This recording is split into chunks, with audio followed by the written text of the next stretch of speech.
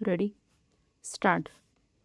महाराष्ट्रातील हिंदी भाषेच्या आणि भाषकांच्या सांस्कृतिक आक्रमणाचा नव्याने विचार करण्याची आवश्यकता निर्माण झाली आहे. भाषिक संकुचितवादाच्या आरोपाची भीती न बाळगता हा विचार आपण केला पाहिजे.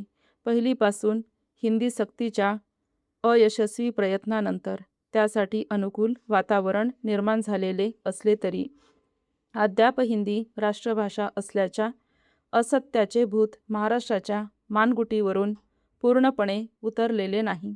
देशात सर्वत्र हिंदी ही संपर्क भाषा म्हणून स्वीकारली गेली तरच देशाची एकता आणि अखंडता टिकेल, हा भ्रमही कायम आहे. विशेषतः एकभाषी धर्मवादी राष्ट्रवाद्यांना हिंदी विरोध अजिबात रुचत नाही. जातीभेदाप्रमाणे भाषाभेदही त्यांना वर्ज्य आहे, कारण त्यामुळे बहुसंख्येने असलेल्या हिंदूंमध्ये फूट पडते. धर्मासाठी भाषेचा त्याग करावा लागला तर हरकत नाही, हा विचार. अशा लोकांना भाषिक अस्मिता हा सामाजिक आजार आहे असे वाटले तर नवल नव्हे. परंतु घटनेप्रमाणे भारत हा धर्मनिरपेक्ष देश आहे, भाषानिरपेक्ष देश नाही. धर्मनिरपेक्षता आणि भाषा सापेक्षता यांची अदलाबदल करून देश अनुक्रमे धर्मसापेक्ष व भाषा निरपेक्ष करण्याचे प्रयत्न होत आहेत. या प्रयत्नांची सर्वाधिक धग मराठी भाषेला सहन करावी लागत आहे. याचे मुख्य कारण मराठी हिंदीमध्ये असलेले भाषिक साधर्म्य आणि भौगोलिक जवळीक परिच्छेद, हिंदी भाषकांचे महाराष्ट्रातील बेसुमार स्थलांतर आणि त्यामुळे मुंबईसह राज्यातील अनेक शहरांमध्ये मराठीचा भाषिक सांस्कृतिक अवकाश हिंदीने गिळंकृत करणे हा सहज दिसणारा परिणाम आहे.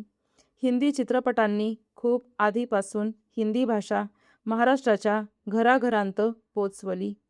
मुंबईसारख्या बहुभाषिक शहरात सार्वजनिक ठिकाणी हिंदीच जास्त वापरली जाते. हिंदीला संपर्क भाषा म्हणून प्राधान्य मिळत गेल्यामुळे मुंबईचे मराठीपण कमी होत गेले. हिंदी चित्रपटांची लोकप्रियता आणि व्यावसायिक यश यांमुळे मराठी चित्रपटसृष्टी वाढू शकली नाही. भांडवल आणि लोकाश्रयाअभावी तिचे स्थान दुय्यमच राहिले. मराठी नाटक तग धरून राहिले तरी मुंबई शहरात मराठी भाषेची परिसंस्था उभी राहू शकली नाही. महाराष्ट्र राज्याच्या स्थापनेनंतर अशी परिसंस्था उभी करण्याची संधी आपल्याला होती, पण ती आपण गमावली. परराज्यांतून लोंढेच्या लोंढे मुंबई व परिसरात येऊ लागल्यामुळे मुंबईची मराठी ओळख पुसट होत गेली. शहरीकरणाबरोबर अमराठीकरणही होत राहिले. स्थानिक मराठी भाषकच हिंदीचा वापर करू लागले. दक्षिणी राज्यांप्रमाणे महाराष्ट्रात भाषेचा अडसर नसल्याने उत्तर भारतीयांचे स्थलांतर इतके वाढले की मराठी माणसाला आपल्याच राज्यात उपरेपणाची जाणीव होऊ लागली. मुंबईतील मराठी माणसाचा टक्का घसरत गेल्याने उत्तर भारतीयांचे राजकारणातील वजन वाढले.